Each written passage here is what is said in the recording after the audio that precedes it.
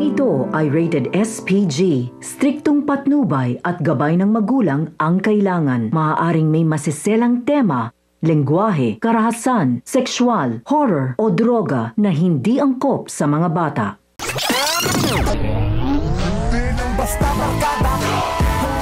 Mapapansin nila Tanggol sa kanilang pagpasok sa pasugalan na tila may isang grupo ng kalalakihan na mainit at minamanmanan ang kanilang mamahaling sasakyan. Bumisita namang muli si Tisay sa pasugalan upang maglaro at magbabaka sakali na may mabibiktima na naman kung saan gagamitin niyang pangtaya ang mga karnap na sasakyan. At may mga kasama na siyang kalalakihan na magiging backup. Agad naman siyang nakita ni Enteng, kaya naman nilapitan siya ni Tanggol at kinumpronta tungkol sa utang nito.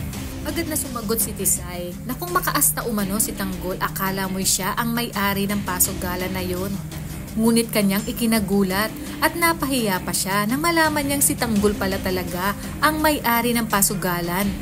At nang mapansin ang kanyang mga kasamahan na tagilid si Tisay, ay agad silang tumawag ng backup at pinapasok sa loob. Dito na nagsimula ang rambulan kung saan hindi naman nagpatalo si Tanggol, lalo na nasa teritoryo nila ang mga backup ni Tisay.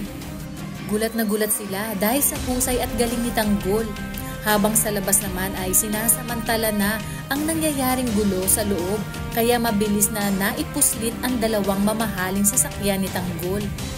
Habang sa loob ay agad namang nalaman ni Tanggol na kasamahan ni Tisay ang pumuslit sa kanyang sasakyan dahil nga sa mga CCTV kuha nito. Kaya naman nagbanta si Tanggol na hindi sila makakalabas hanggat hindi na ibabalik ng kasamahan ni Tisay ang kanyang mga sasakyan. Kaya naman wala nang nagawa pa sila Tisay kundi tawagan ang kanilang kasamahan na ibalik ang dalawang sasakyan kapalit ng kanilang mga buhay. Kung kaya't kinabukasan sa pagbalik nila Tanggol sa Quiapo ay dala nila ang magarang sasakyan na siyang ikinagulat ng mga taong naroon.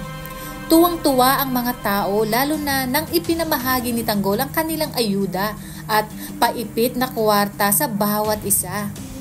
Masayang masaya si Tanggol dahil nakita niyang masaya ang bawat pamilya ng kanyang mga kaibigan. Kabaliktaran ito sa mangyayari sa kanya dahil tuluyan na siyang isinuka ng kanyang ina, si Marites, at hindi man lang siya binigyan ng pagkakataon makapagpaliwanag dahil sarado na ang isip at puso ni Marites tungkol kay Tanggol.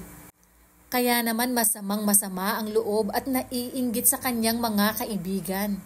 Sa kabilang banda naman, sa patuloy na pagyaman ni Tanggol ay hindi magkakalayong magkakabanggaan sila ng mga Montenegro dahil pinasok na rin nila ang Quiapo at magiging interesado nga si Ramon sa pasugalan dati ni Don Facundo at tungkol sa mga mamahaling sasakyan na ibinibenta ni Tanggol.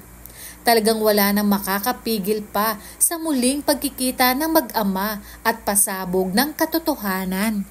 Kaya naman kapamilya, kung bago ka pa lang sa aking channel, ay mag-subscribe ka na at i-click mo na rin ang bell icon para updated ka sa pinakahuling kaganapan sa paborito mong teleserye, ang FPJ's Batang Quiapo. Hanggang sa muli, salamat!